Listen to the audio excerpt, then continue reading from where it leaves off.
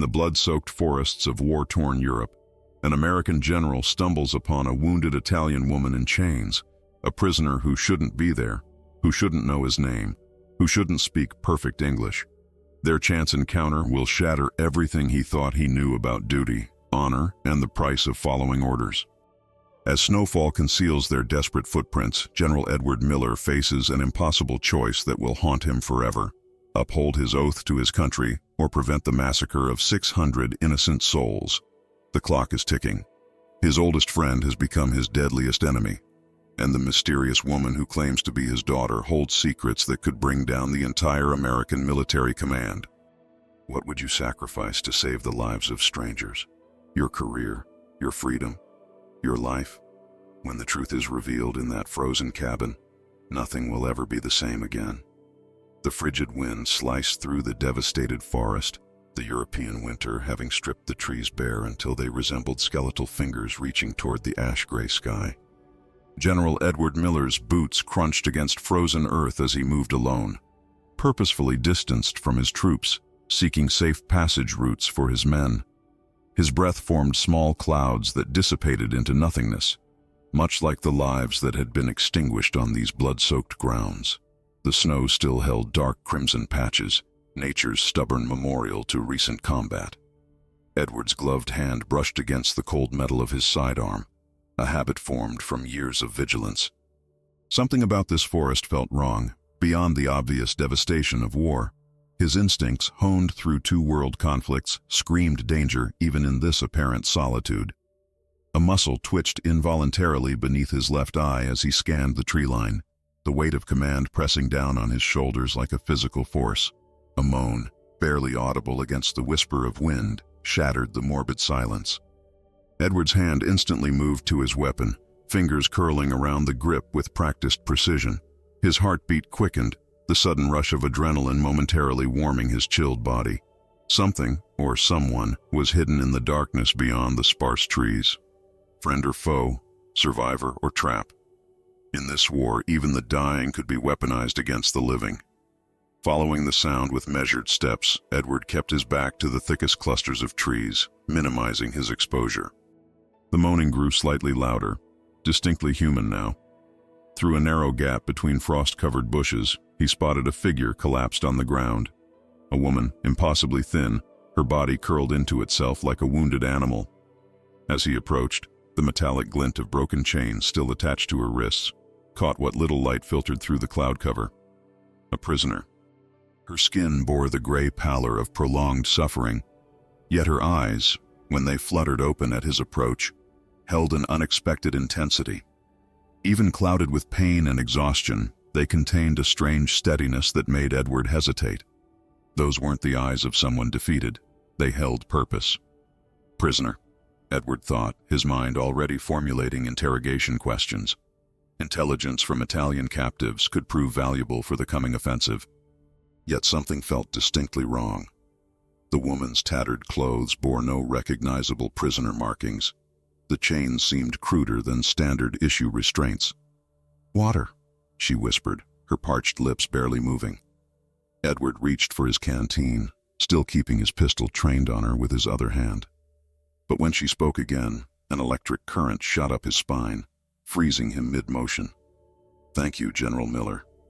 The words came in nearly perfect English, not the stilted, heavily accented English of an Italian peasant, but fluid and natural, with only the faintest hint of a foreign cadence, like someone who had spent years among Americans. Edward's throat constricted, his finger instinctively tightening on the trigger. "How do you know my name?"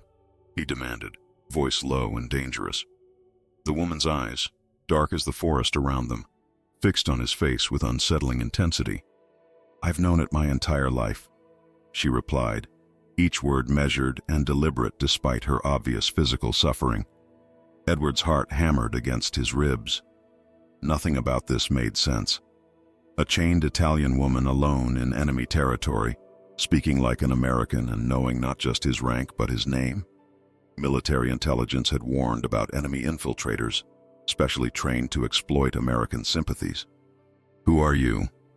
he growled, leaning closer, the barrel of his gun now inches from her head. She didn't flinch, didn't blink. Instead, a sad smile formed on her cracked lips. "I know who you are, and I know things no one should know." A violent shiver ran through Edward's body that had nothing to do with the cold. Before he could respond, she added in a whisper so quiet he almost missed it. "I need to tell you something, but only you." The final words hung between them like the fog of their breath in the winter air. Edward felt the world tilt slightly beneath his feet. 27 years of military service had trained him for countless scenarios, but nothing had prepared him for the inexplicable dread crawling up his spine. This woman, this prisoner, somehow held pieces of a puzzle he didn't even know existed. "Please," she whispered, her eyes never leaving his face. "Before it's too late." As Edward knelt beside her, still keeping his weapon ready, he couldn't possibly know that this chance encounter in a forgotten corner of war-torn Europe would unravel everything he believed about duty, honor, and himself. The truths this mysterious woman carried would change his life forever. Edward's decision to bring the woman to an abandoned cabin wasn't tactical so much as it was visceral, a reaction to her collapsing form and the approaching night. Still, he maintained a soldier's vigilance, his pistol never holstered as he guided her through the skeletal forest. The wooden structure appeared like a ghost through the thickening snowfall, a relic from peacetime that had somehow survived artillery and abandonment. Inside, dust particles danced in the dim light filtering through boarded windows. Edward quickly assessed the space. One room, a crude fireplace, a table missing a leg, and a wooden chair that creaked ominously when touched. The woman, still unnamed, still a potential threat, sank to the floor near the cold hearth, her chains clinking against the rough wooden planks. Her breathing came in labored gasps, but her eyes, those unsettlingly aware eyes, never left Edward's face. "We can't stay long," he said, gathering scattered kindling from a corner. "My unit expects me back by nightfall." The woman watched silently as he coaxed a small fire to life, the orange glow throwing dancing shadows across her gaunt features. She extended her trembling hands toward the warmth, revealing purple bruises beneath the metal cuffs. Edward noticed but gave no reaction, maintaining the emotional distance that had kept him alive through 2 wars. "My name is Isabella," she finally said, her voice steadier now. What struck Edward most wasn't her words, but how the firelight revealed something he hadn't noticed in the forest. Her accent was fading with each sentence, the cadences becoming more American with every word. The hairs on the back of his neck stood on end. "Where did you learn English?" he demanded, keeping his distance, the gun still visible in his hand. Isabella's lips curved into a sad smile. "From my mother." She paused, her eyes briefly closing. "She said I had to speak it perfectly, that one day it would save my life." Edward shifted uncomfortably, the floorboards groaning beneath his weight. Something wasn't right, beyond the obvious strangeness of finding a chained woman in a war zone. Her mannerisms were too familiar, her knowledge of him too specific. A cold uneasiness settled in his stomach as he considered the most obvious explanation. She was an intelligence operative, perhaps sent to assassinate him or extract information. "Do you remember Burlington, Vermont, General?" Isabella asked suddenly, her voice dropping to almost a whisper. Edward's finger tightened reflexively on his weapon. Burlington, his hometown, a place he hadn't visited in over 20 years. "What did you say?" "The White House on Maple Street," she continued, her eyes never leaving his. "With blue shutters and a swing on the porch. Your mother used to push you on that swing while singing, 'When Johnny Comes Marching Home.'" The blood in Edward's veins turned to ice. Nobody knew these details, not his commanding officers, not even the men he'd fought alongside for years. His childhood home was a memory he'd buried beneath decades of war and duty. Yet this stranger spoke of it as casually as if she'd been there herself. "Who are you, really?" Edward hissed, rising to his feet, the gun now pointed directly at her heart. "Who sent you?" Isabella didn't flinch at the weapon. Instead, she slowly reached into a hidden pocket in her tattered dress. Edward tensed, preparing to fire, but what emerged wasn't a weapon. It was a small object, tarnished by time and elements, a medallion on a broken chain.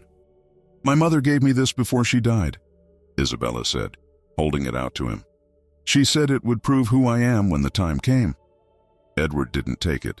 but his eyes fixed on the medallion's surface where initials were clearly engraved. E.J.M. Edward James Miller. His blood roared in his ears like distant artillery. That medallion, he recognized it instantly. He'd commissioned it in 1917, before shipping out to the Great War, a foolish young man's gesture of sentimentality. Impossible, he whispered, more to himself than to her. That medallion was given to my mother by an American soldier during the First World War, Isabella continued, her voice gaining strength despite her weakened state. A lieutenant who was billeted in our family's farmhouse outside Florence for 3 months in 1918.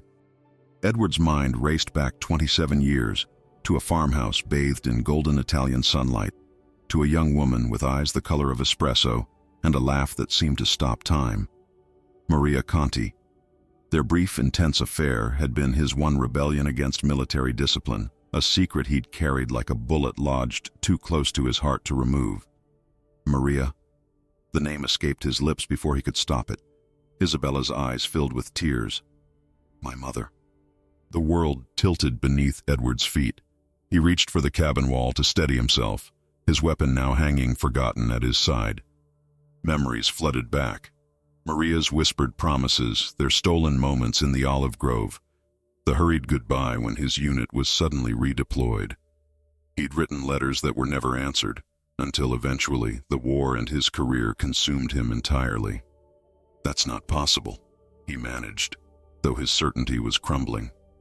I never knew. She never told me. She tried, Isabella said, her voice breaking. She wrote dozens of letters. They were all returned or went unanswered. By the time I was 5, she'd given up hope. Edward stared at this stranger, this woman who claimed an impossible connection. Yet as he studied her face in the firelight, he could see echoes of Maria in her cheekbones, in the determined set of her jaw. And something else, something that made his heart constrict painfully. His own mother's eyes were looking back at him. Isabella cradled the medallion in her palm like it was made of glass. She made me memorize everything about you, your hometown, your family, even the songs your mother sang. She said one day, the world would try to tear us apart, and I would need these memories to find you. Edward's legs gave way, and he sank onto the creaking chair. The weight of her words, of their implication, crushed the air from his lungs. 27 years. A lifetime of duty and war and purpose suddenly rewritten by this encounter. Isabella leaned forward, her chains scraping against the wooden floor, her eyes shining with tears and firelight. The medallion trembled in her outstretched hand. I am your daughter, she whispered. The words hung in the air between them like smoke from the struggling fire. Edward felt the room spin around him, his carefully constructed world cracking like ice beneath too much weight. A daughter. His daughter. The possibility was too enormous, too life-altering to comprehend in this moment, in this forgotten cabin in the middle of a world at war. And yet, as he looked into her eyes, so familiar now that he allowed himself to see it, he knew with devastating clarity that she was telling the truth. The fire had dwindled to glowing embers, casting the cabin in a twilight of orange and shadow. Edward sat motionless, his weathered hands pressed against his temples, as if physically holding back the flood of memories that Isabella's revelation had unleashed. 27 years dissolved like morning mist, carrying him back to a different war, a different self.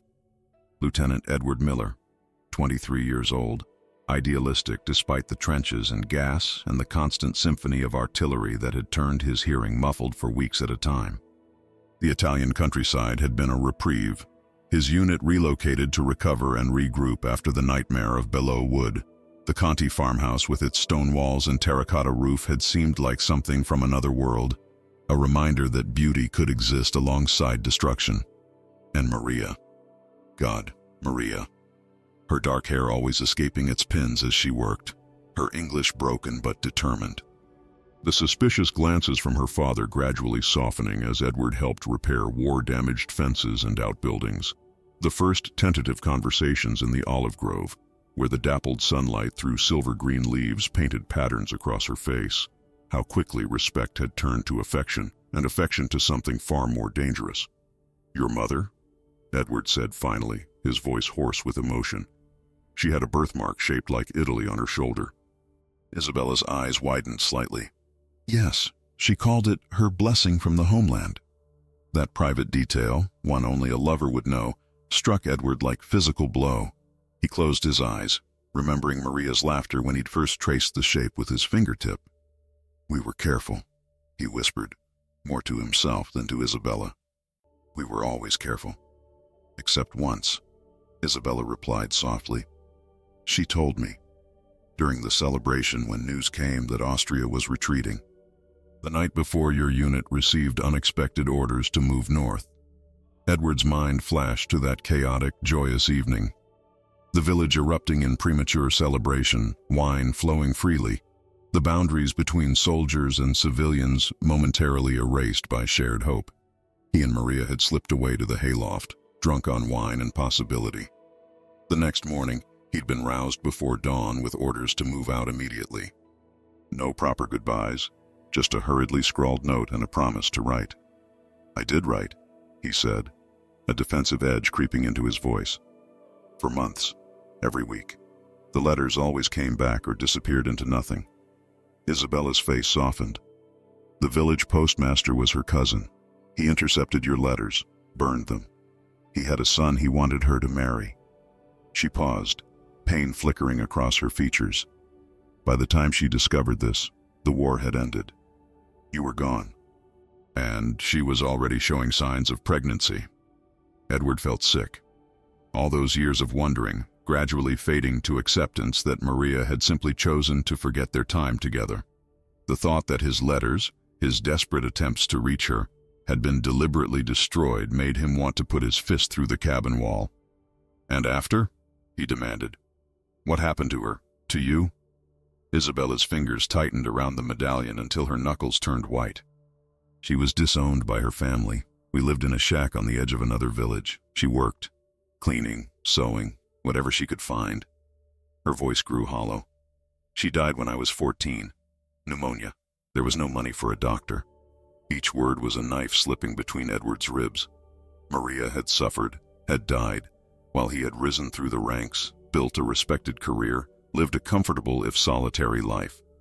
And their child, this woman before him, had been left alone in a country gradually succumbing to fascism and war. "Why didn't she come to America?" he asked, knowing even as the words left his mouth how naive the question was. An unmarried Italian woman with a child and no resources, trying to cross the Atlantic during the Depression to find a man who might not want her. The impossibility hung between them. Isabella didn't answer directly. Instead, she carefully unwrapped a small bundle of papers from inside her tattered jacket. The way she handled them, delicate, reverent, reminded Edward painfully of how battlefield couriers treated top-secret intelligence. "Mother taught me English.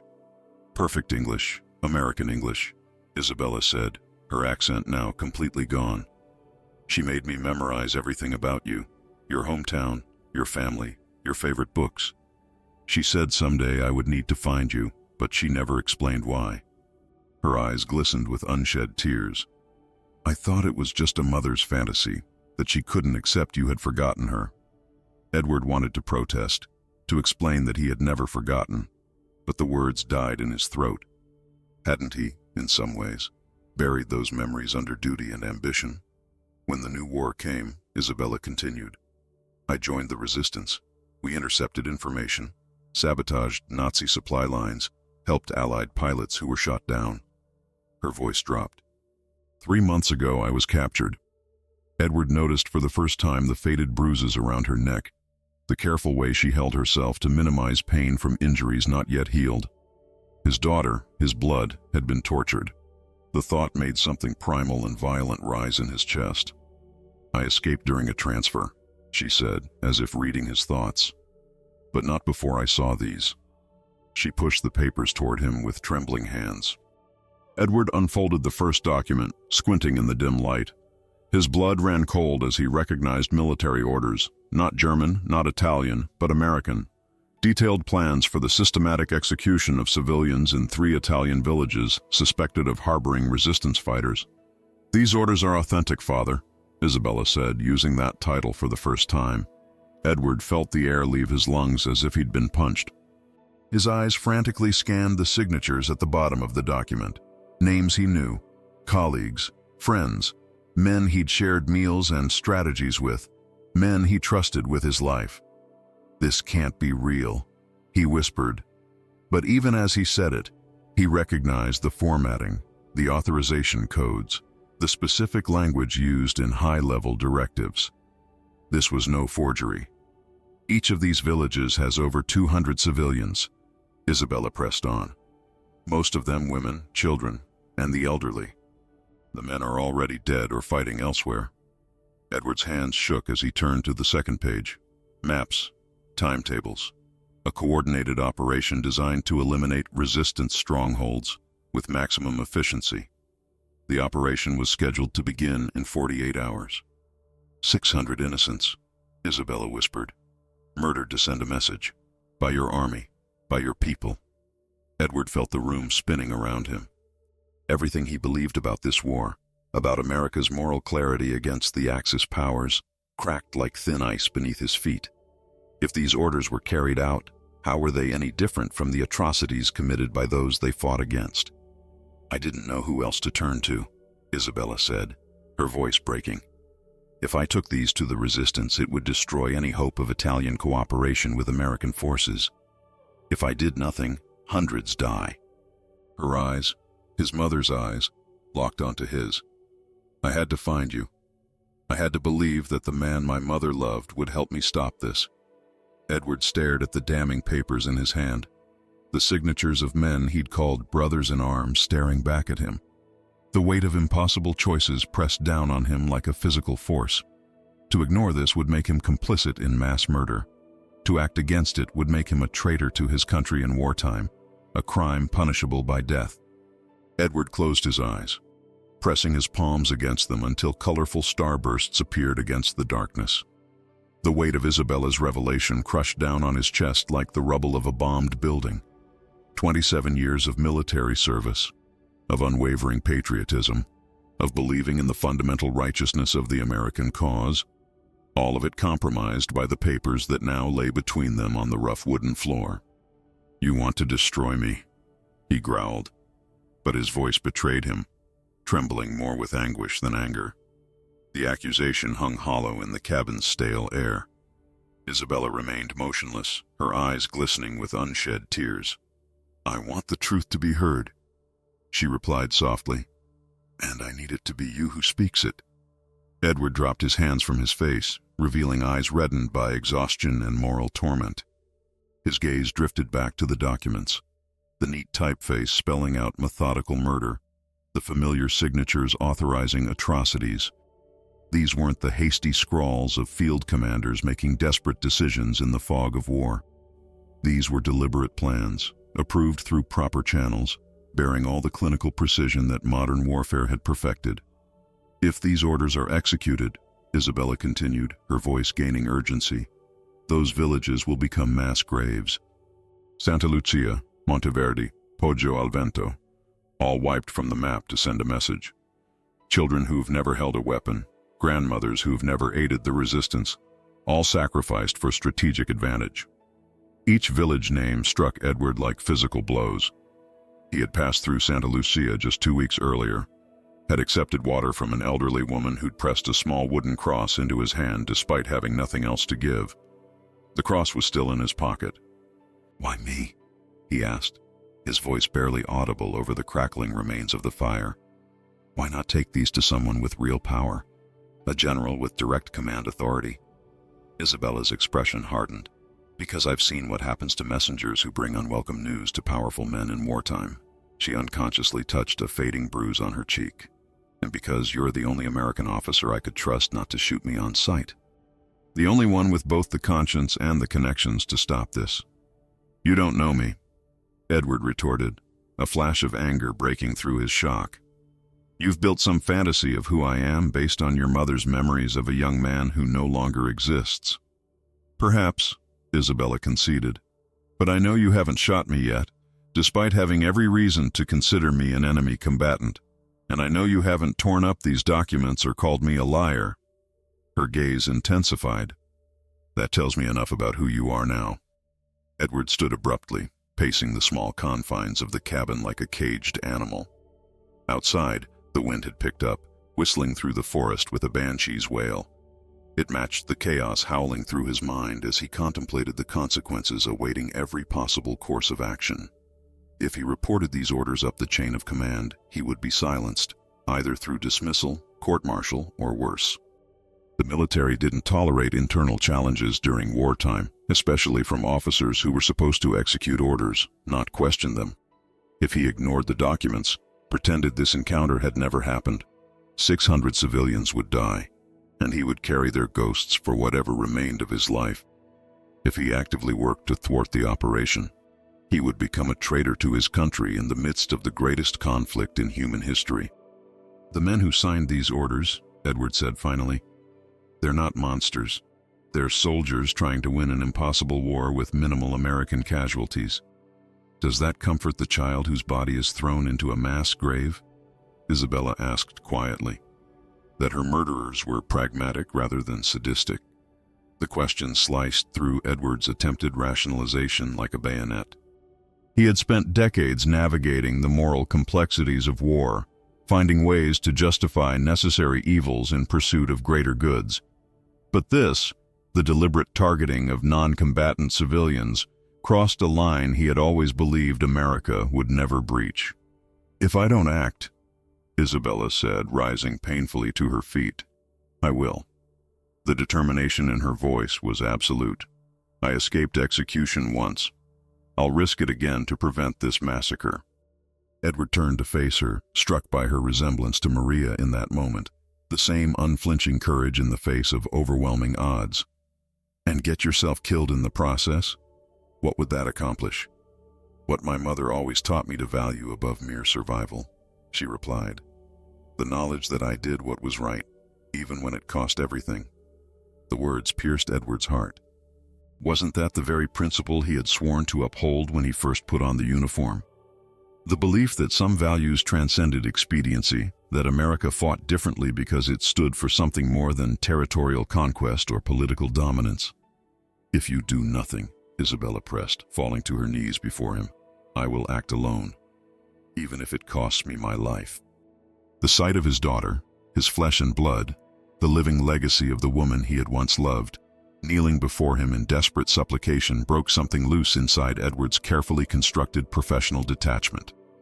27 years of following orders, of putting country above personal conscience, of trusting the system he served, all of it seemed suddenly hollow against the reality of what those papers represented. 2 days, he said hoarsely, calculating rapidly. "We have less than 2 days before the operation begins.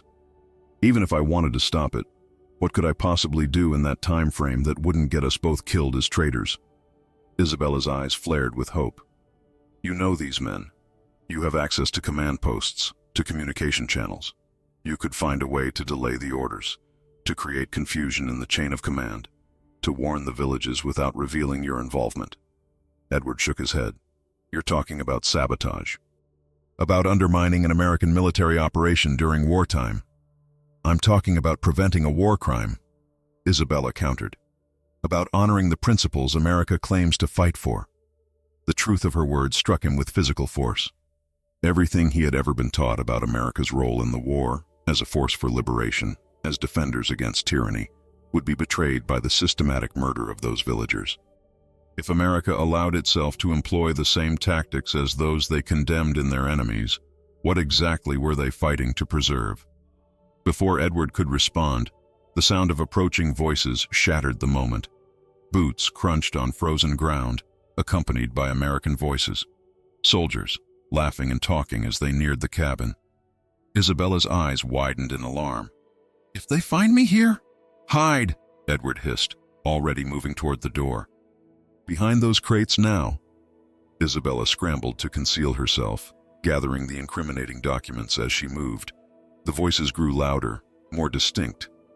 Edward recognized them, men from his own unit, probably searching for their missing commander as night approached. "If they discover me with these papers," Isabella whispered urgently, "we are both dead." Edward's hand moved instinctively to his sidearm, a soldier's reflex honed by years of combat. The movement froze him in place as the full implication hit him. Was he actually contemplating using his weapon against his own men to protect this secret? To protect her? "General?" A voice called from just outside. "Sir, are you in there?" Edward glanced at Isabella's hiding place, then toward the door. In that moment, everything changed. He was no longer just an American officer faced with disturbing orders. He was a father with a newfound daughter to protect. A man confronted with a fundamental choice between institutional loyalty and moral clarity. "If they find these documents," Isabella whispered from her hiding place, "we're both dead." Edward's mind raced with the speed and precision that had kept him alive through 2 world wars. The cabin's interior offered few hiding places, just the stack of broken crates in the corner and a partially collapsed wall section where wooden boards had warped and separated. With 3 quick strides, he helped Isabella wedge herself into this makeshift alcove, hurriedly arranging loose boards to conceal her presence. Her breathing, shallow and rapid with fear, seemed deafening in Edward's heightened state of awareness. "Don't move. Don't breathe if you can help it," he whispered, slipping the damning documents inside his uniform jacket before turning toward the door. Edward forced his features into the neutral mask of command he had perfected over decades, deliberately relaxing his shoulders and slowing his breathing. He ran a hand through his silver-streaked hair and opened the door just as a fist was raised to knock again. "Corporal Davis," Edward acknowledged, his voice steady despite the thundering of his heart. "Surprised to find you this far from camp." 3 soldiers stood before him, young men with wind-reddened cheeks and the perpetually hungry look of frontline troops. Davis, a stocky Midwesterner, straightened to attention while the others, Simmons and Moretti, shuffled awkwardly behind him. "Begging your pardon, General," Davis said. "Lieutenant Parker sent us to find you. Said you'd been gone longer than expected, and with the storm coming in." Edward stepped back, gesturing them inside with practiced casualness.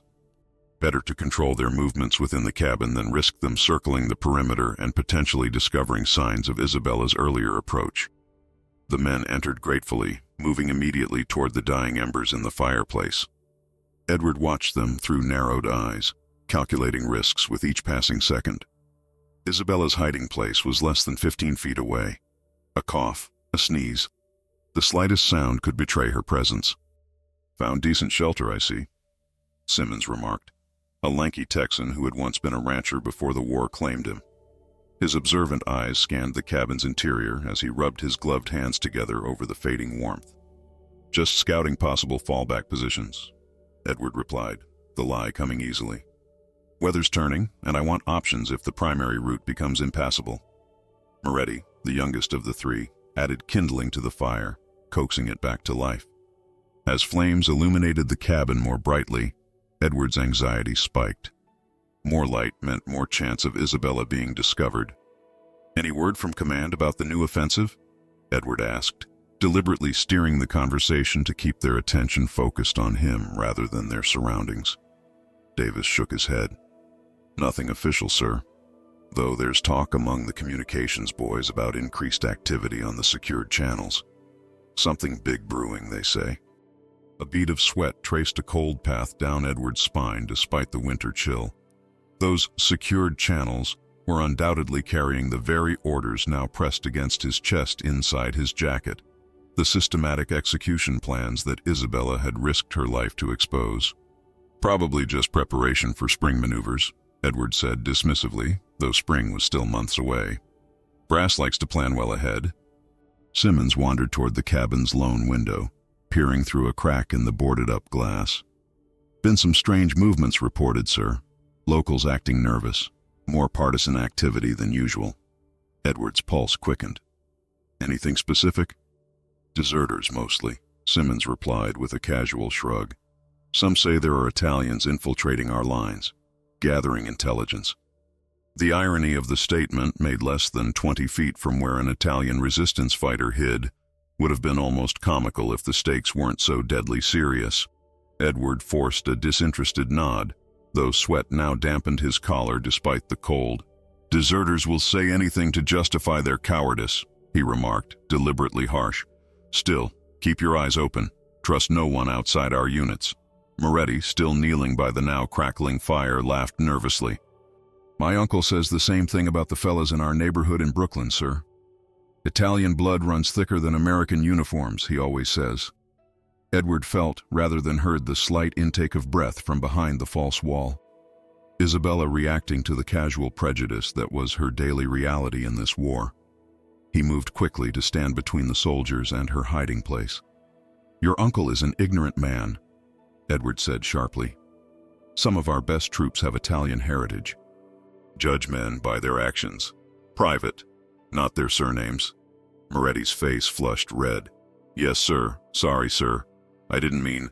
We should head back, Edward interrupted, deliberately checking his watch. The storm front is moving faster than expected.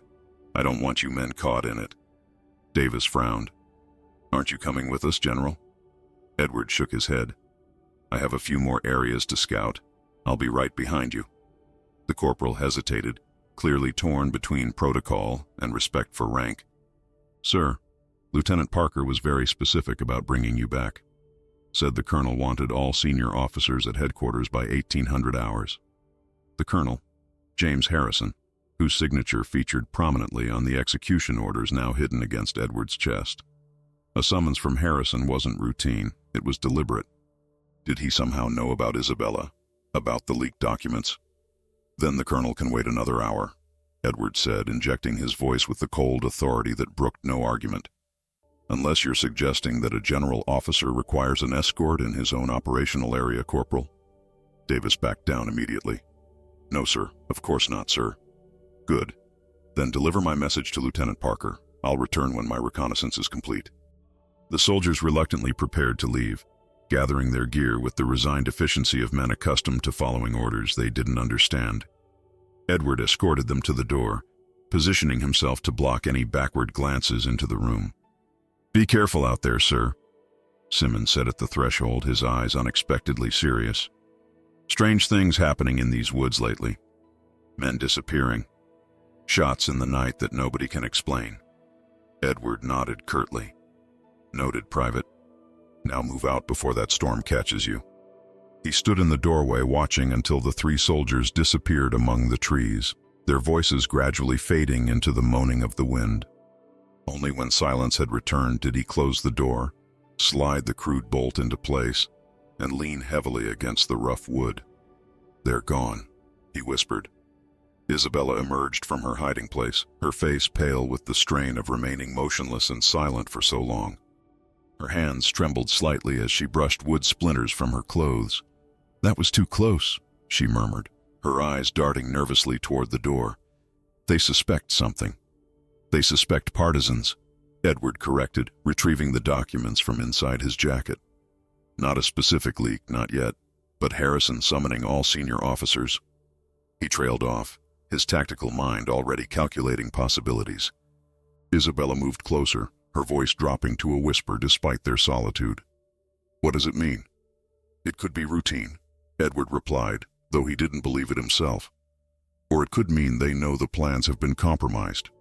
If they know, they'll change the timetable, Isabella said urgently. They might move up the operation. Those villagers could be dead by morning. Edward turned away, pacing the small confines of the cabin as he had seen countless war rooms in his career. The tactical situation was clear, 600 innocents marked for death, limited time to intervene, minimal resources, high risk of failure and catastrophic personal consequences. There's something else, Isabella said after a moment, her voice tight with anxiety. Something I didn't tell you about the orders. Edward stopped pacing, turning slowly to face her. What? Isabella swallowed hard. I recognized one of the signatures. Not just as an American officer, but as a name my mother mentioned. Someone from your past. Edward's blood ran cold. He reached for the papers, scanning the signatures again. His eyes fixed on one name, written in the distinctive slashing handwriting he would know anywhere. Colonel James Harrison. Harrison, he whispered. My oldest friend in the service.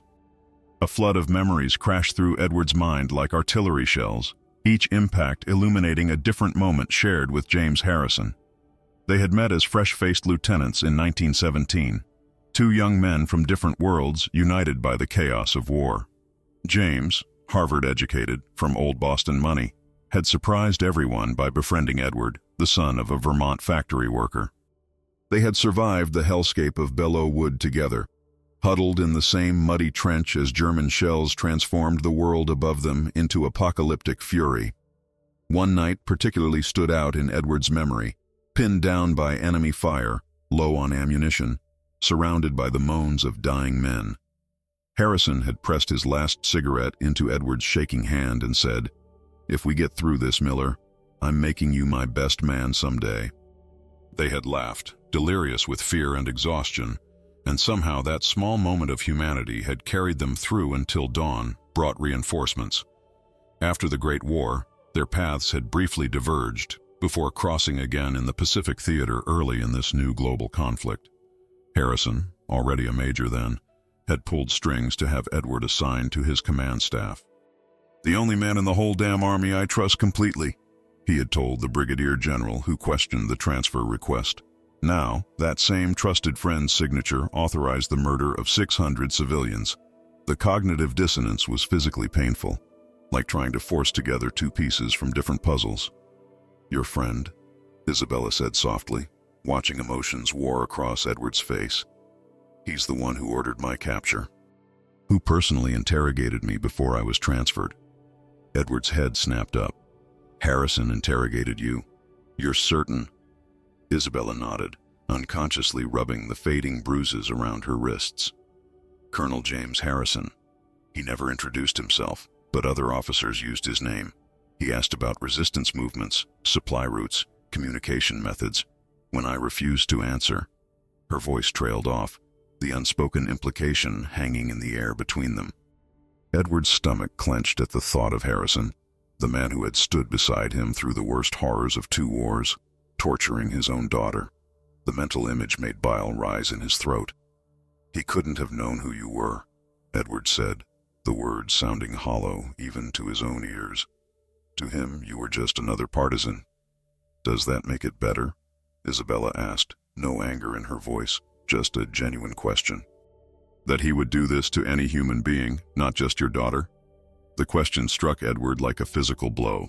In his decades of military service, he had constructed elaborate justifications for the moral compromises war demanded. The enemy was always dehumanized. Huns, Japs, Krauts, fascists, labels that made killing easier, that created psychological distance between us and them. But Isabella's simple question cut through those pretenses like a combat knife. "The truth doesn't choose who it hurts," she murmured, watching him struggle with the revelation. Edward turned away, moving toward the cabin's single grimy window. Outside, snow had begun to fall again, thick flakes swirling in the gathering darkness. In his mind's eye, he confronted Harrison, the decades of friendship colliding with this evidence of monstrous orders. What could he possibly say? How do you ask a man you've called brother why he has become everything you both once fought against? "I need to speak with him," Edward said finally, his voice rough with emotion. "Face to face, there must be an explanation." "What explanation could possibly justify this?" Isabella demanded, gesturing toward the execution orders. Edward had no answer. Military necessity. The cold calculation of lives saved versus lives sacrificed. The endless ethical compromises that war demanded. All the justifications felt like ash in his mouth. "I've known him for 28 years, Edward said instead. "I owe him the chance to explain himself before I—" He trailed off, unable to complete the thought. Isabella watched him with Maria's eyes, those eyes that had always seen through his pretenses, that had recognized the man beneath the uniform. "Before you what, father? Before you turn him in?" "To whom? The same chain of command that approved these orders? Before you warn the villages yourself and become a traitor to your country?" Each question exposed the impossibility of his position. The military justice system was designed to protect the institution, not to police its ethics during wartime. Any attempt to circumvent the chain of command would be treated as treasonous, especially with the evidence implicating senior officers. "We have to move quickly," Isabella pressed, her voice gaining urgency. "Every hour that passes brings those villages closer to extinction, Your friend, your Colonel Harrison, has likely already set the operation in motion. The only question is whether you're going to help me stop it." Edward turned from the window, studying his newly discovered daughter. Despite her obvious exhaustion and the physical signs of her recent captivity, she stood straight-backed, her jaw set with determination. In her, he could see echoes of himself. The stubborn righteousness that had sometimes hindered his career advancement, but had always kept his moral compass intact. "If we do this," he said slowly, "if we somehow manage to stop these executions, we'll both be hunted. You by the fascists for being resistance, me by my own army for treason. There's no scenario where this ends well for either of us." "I've been hunted since the day I joined the resistance," Isabella replied simply. "And death seems a fair price to pay for 600 innocent lives, doesn't it?" Again, her uncomplicated moral clarity cut through his professional equivocations. Of course, she was right. What value could his career, his reputation, even his life have when measured against the wholesale slaughter of civilians? What use was surviving if it meant carrying the weight of those deaths for whatever years remained to him? "Harrison will be at headquarters tonight," Edward said, decision crystallizing within him. "With all senior officers present, he'll likely review the final operation details for tomorrow. I need to be there to confirm the timetable, to understand exactly how they plan to execute these orders." "And then?" Isabella asked. "Then we warn the villages," Edward replied, the words feeling strange on his tongue. His first explicit commitment to action that would brand him a traitor. "But we need to be smart about this. Direct intervention would expose us both immediately. We need a strategy that creates maximum confusion with minimum evidence of our involvement." Hope flickered in Isabella's eyes, quickly tempered by caution. "They'll be watching the usual warning channels. Any resistance radio transmission will be intercepted. Any unusual movement toward those villages will be reported." Edward nodded, military training taking over as he mentally mapped the operational challenges. "We don't warn them directly. We create a situation that forces evacuation for another reason entirely." His mind raced through possibilities.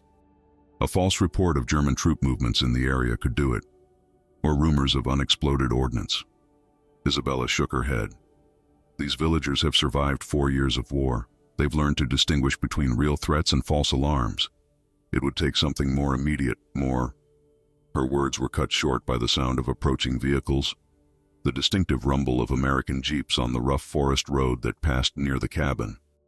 Edward moved swiftly to the window, peering through a gap in the boards. 2 jeeps, headlights cutting through the swirling snow, moving with purpose rather than routine patrol patterns. "They're looking for someone," he murmured, dread pooling in his stomach. "For me?" Isabella whispered, already moving back toward her hiding place. "Or for me," Edward replied grimly.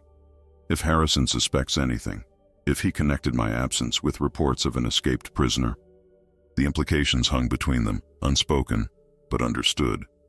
If Harrison had pieced together the truth, then both their lives could be measured in minutes rather than days. "We need to leave," Isabella said urgently. "Now, before they surround the cabin."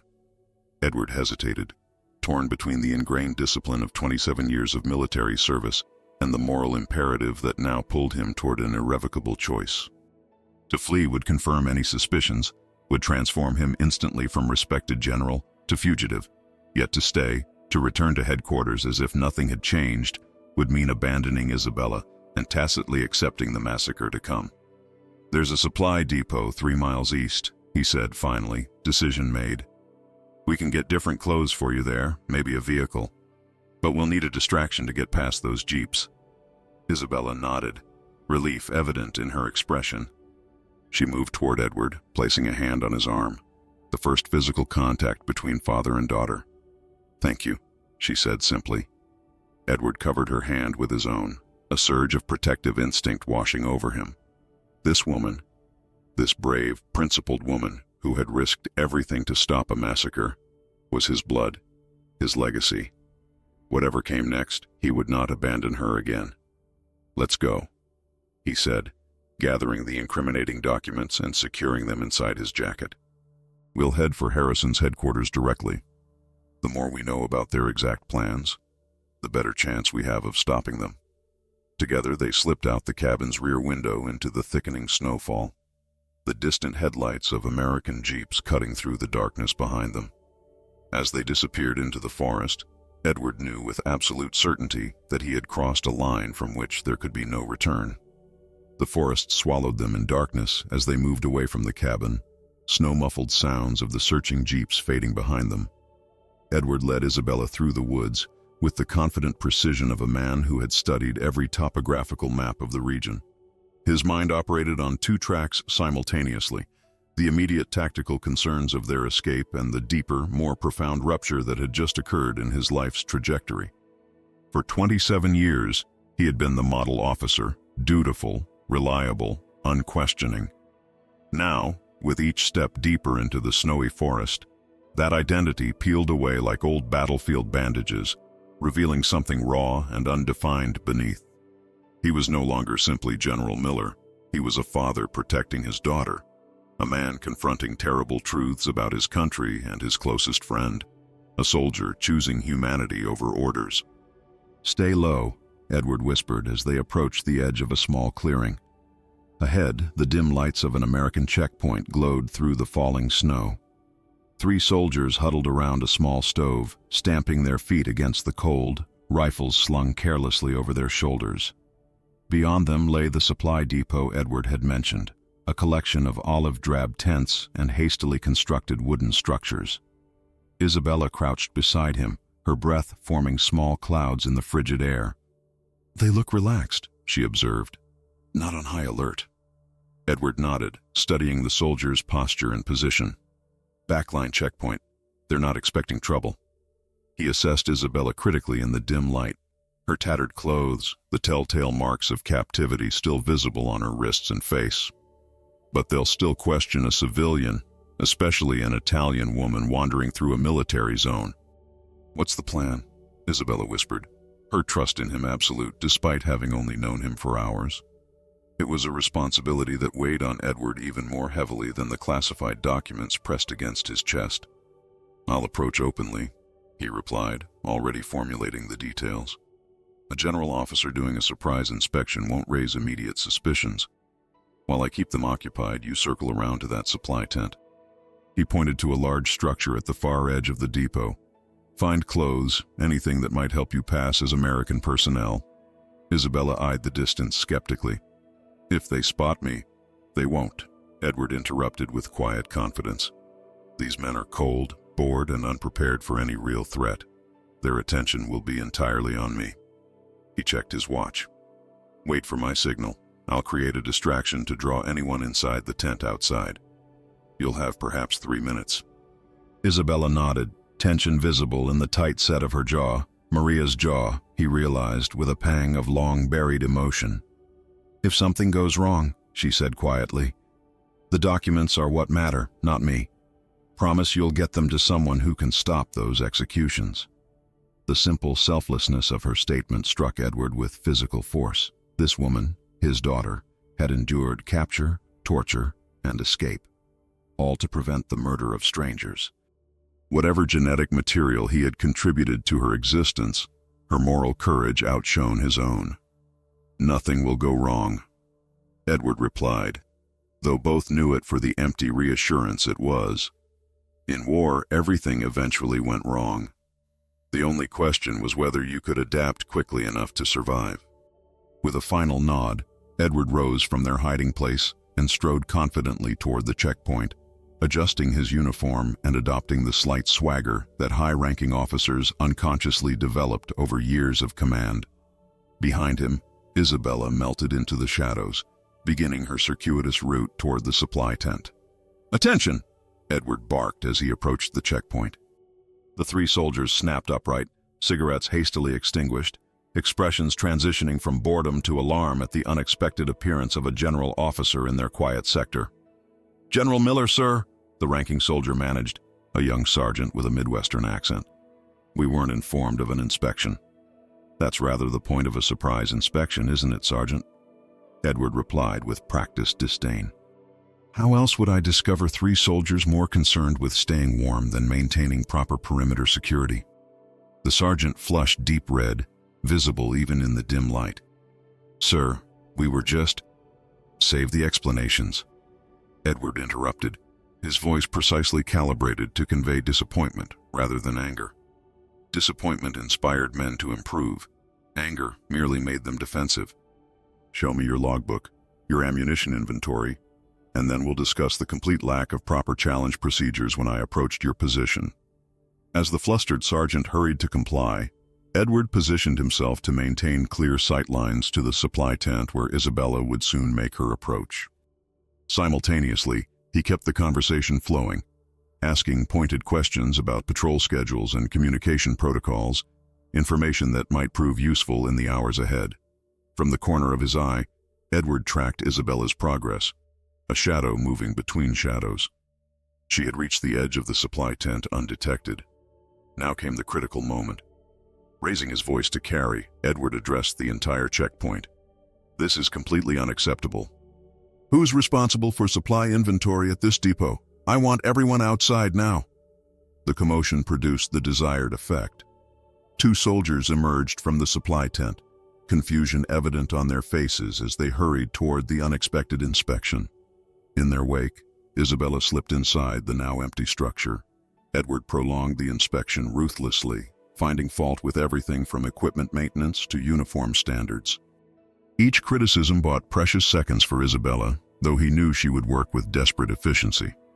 "Sir," the sergeant ventured after several minutes of Edward's systematic dismantling of their operational readiness, "should we alert command about your findings?" The question posed a danger Edward hadn't anticipated. Radio communication with headquarters would reveal his unauthorized presence at this outpost, potentially triggering alerts if Harrison was already suspicious of his absence. "I'll handle the report personally, Sergeant," Edward replied smoothly. "Your communications equipment is likely as compromised as everything else at this checkpoint." A flicker of movement caught Edward's attention. Isabella emerging from the supply tent, now dressed in the olive-drab uniform of a field nurse, her hair tucked beneath a standard-issue cap, a medical bag slung over her shoulder. The transformation was remarkable. At a distance, she would pass for one of the many women serving in support roles near the front. Now for the extraction. Edward checked his watch with theatrical impatience. "I've seen enough. I'll be taking one of your vehicles to continue my inspection tour. Have it prepared immediately." The sergeant hesitated. "Sir, we only have the one Jeep, and protocols state—" "Are you questioning a direct order, Sergeant?" Edward's voice dropped to a dangerous quiet. "No, sir. Right away, sir." The sergeant signaled frantically to one of his men, who rushed to prepare their sole vehicle. Edward maintained his stern expression while covertly tracking Isabella's progress. She had adopted a purposeful walk, moving with the confident efficiency of medical personnel late for an assignment. None of the soldiers gave her more than a passing glance, exactly as Edward had predicted. In wartime, a uniform was often the only identity anyone bothered to recognize. Minutes later, Edward sat behind the wheel of the requisitioned Jeep, driving slowly past the checkpoint toward the main road. Only when they had turned a bend and disappeared from view did Isabella rise from where she had hidden herself in the back, beneath a canvas cover.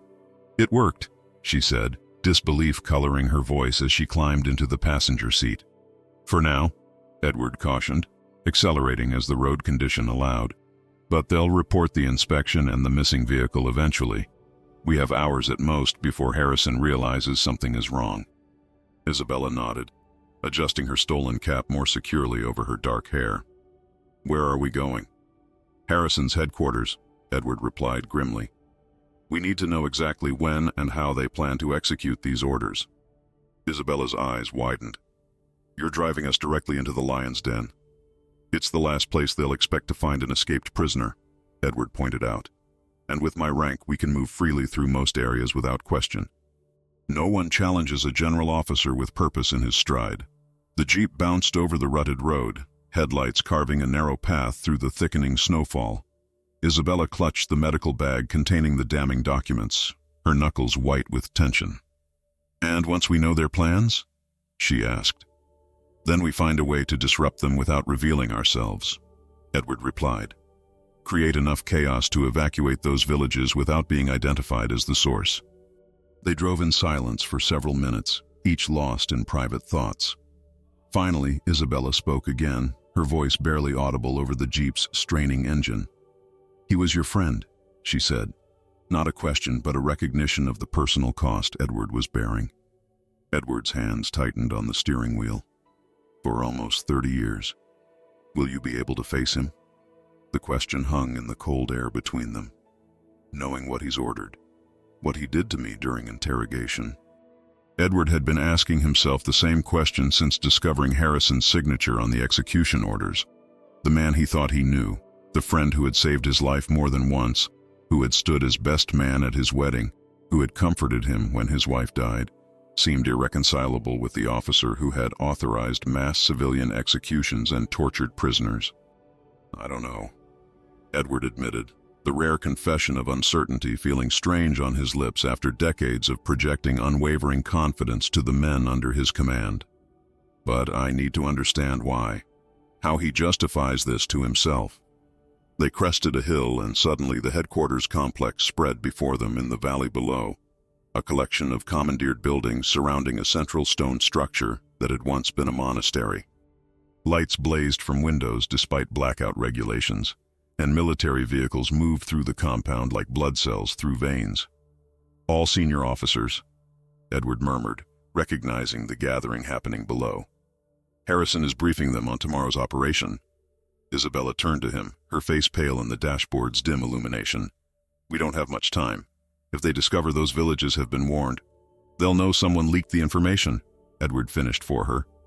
And the circle of suspects will be very small. They stared at the headquarters complex, both acutely aware that they were driving toward the very heart of the danger they sought to combat.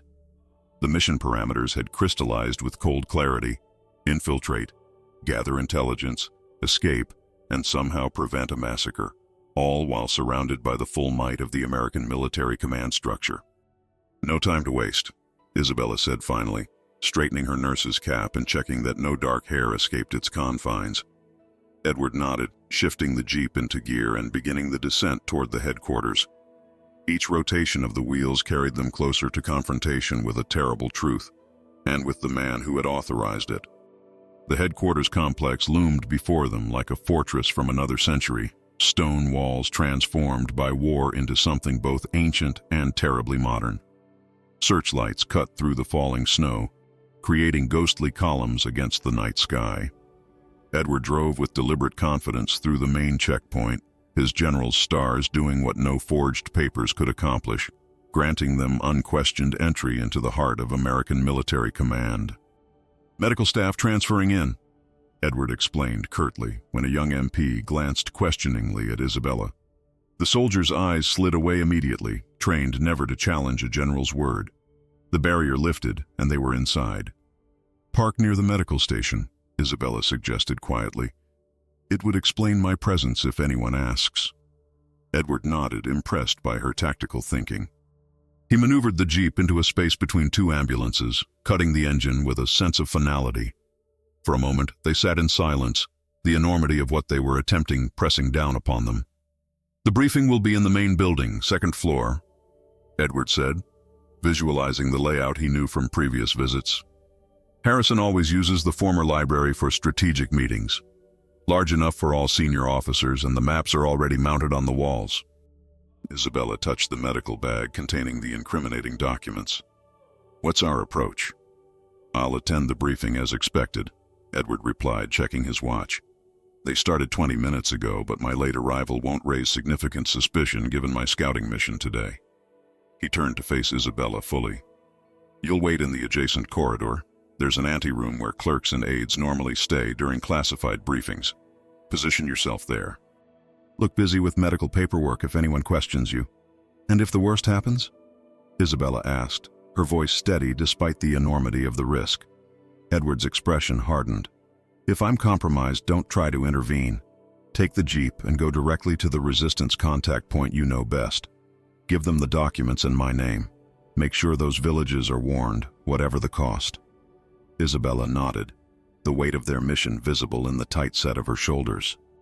She had the same expression Edward had seen countless times on soldiers before high-risk operations, a strange mixture of fear and clarity, as if mortality's shadow brought life's essentials into sharper focus. "Let's move," Edward said, opening the Jeep door. "Separately, but synchronize your watch with mine. If I'm not out of that briefing within 45 minutes, assume something has gone wrong." They crossed the compound separately, Edward striding purposefully toward the main building, Isabella moving with the efficient but unremarkable pace of medical personnel on routine duties. Snow continued to fall, obscuring visibility and muffling sounds, nature providing better cover than they could have planned. Inside the former monastery, Edward climbed the worn stone steps to the second floor.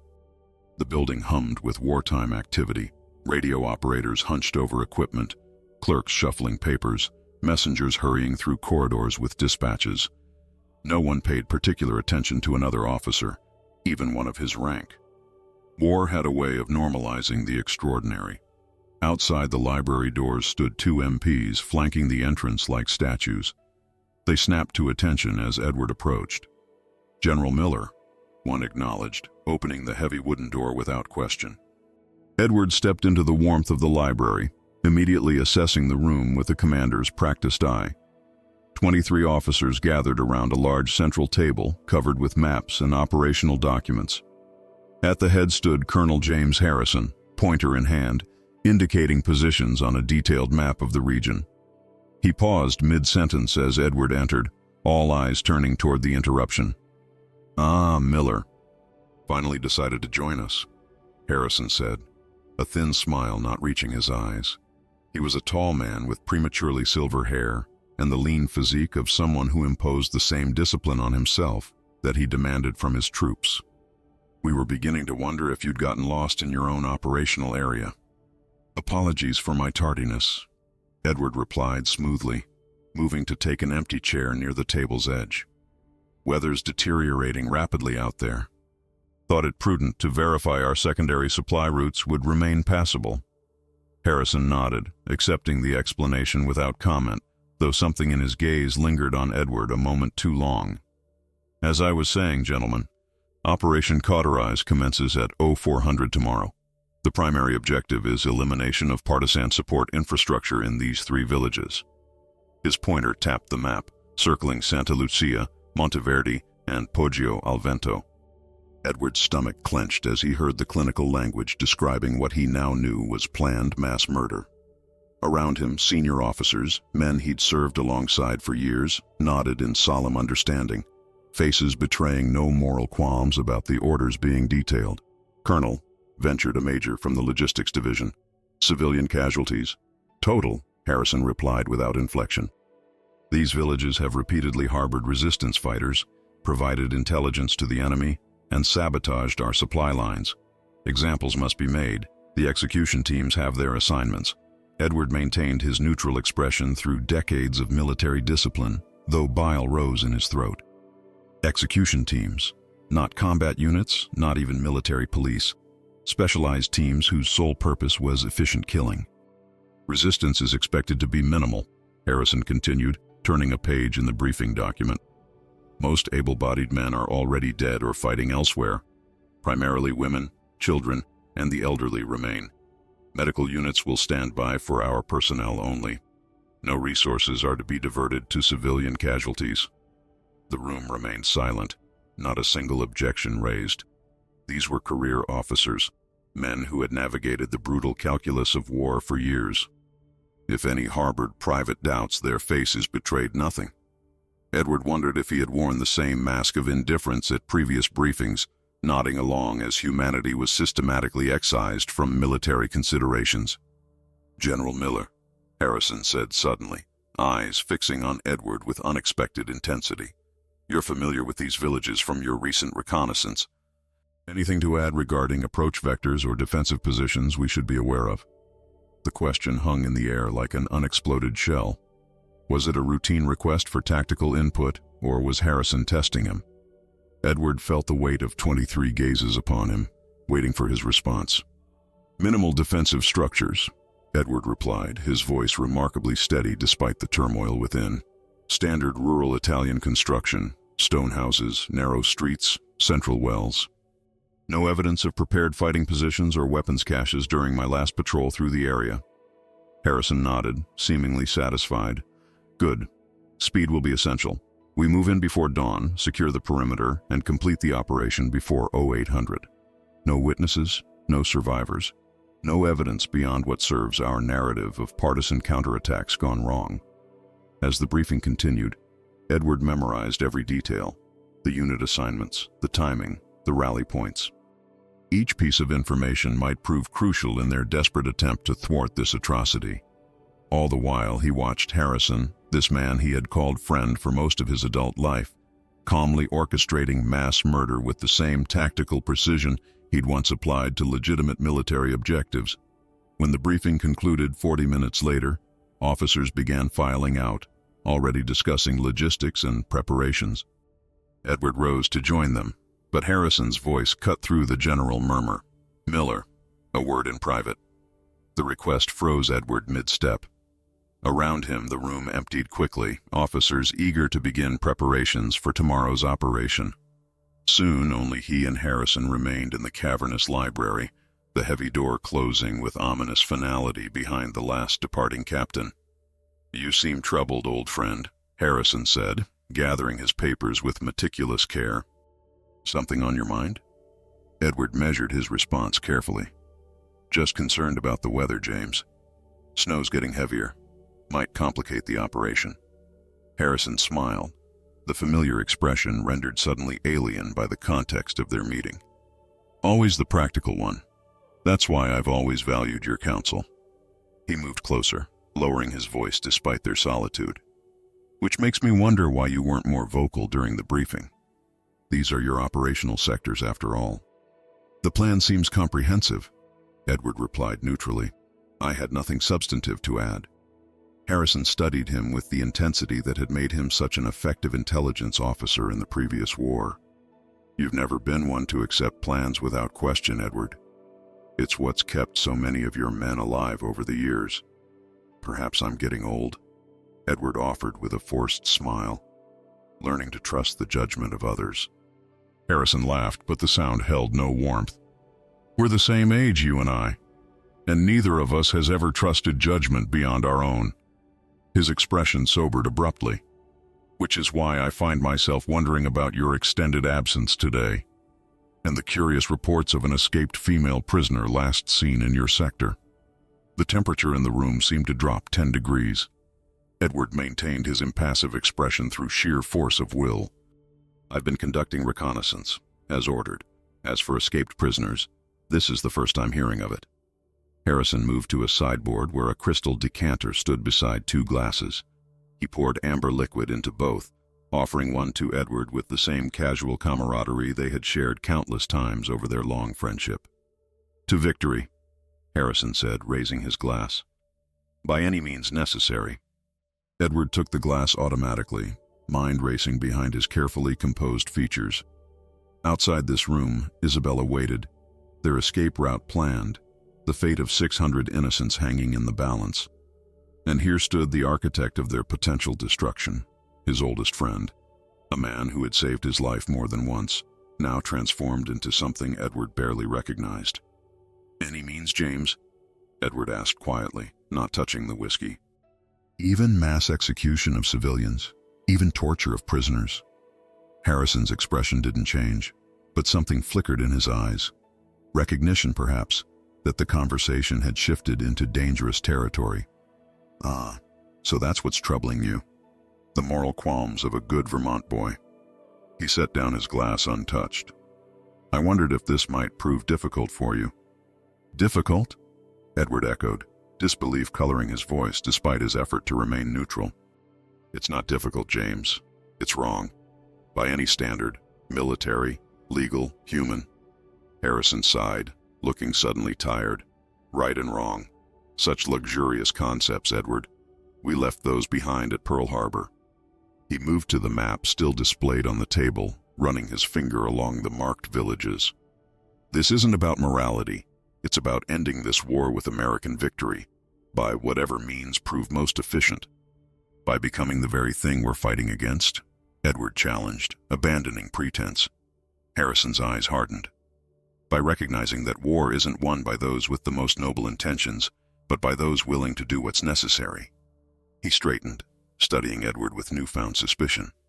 The question is whether you're still one of those men, Edward, or if you've become a liability to this operation. As General Miller's story comes to its powerful conclusion, we're left to wonder what we would have done in his position. When faced with a choice between loyalty to country and loyalty to humanity, between following orders and following conscience, what path would you choose? It's in these impossible moments, when everything we believe about ourselves is tested, that our true character emerges. The bonds between father and daughter, forged in the crucible of war, remind us that family can be found in the most unexpected circumstances. Sometimes the greatest acts of courage aren't performed on battlefields, but in quiet moments of moral decision. When standing for what's right means standing alone. When speaking truth means sacrificing everything. If this story touched your heart or made you think about the difficult choices we all face in life, please take a moment to like, share, and subscribe to our channel for more powerful stories that explore the depths of the human experience. Your support allows us to continue bringing these emotional journeys to life, connecting us all through the timeless power of storytelling.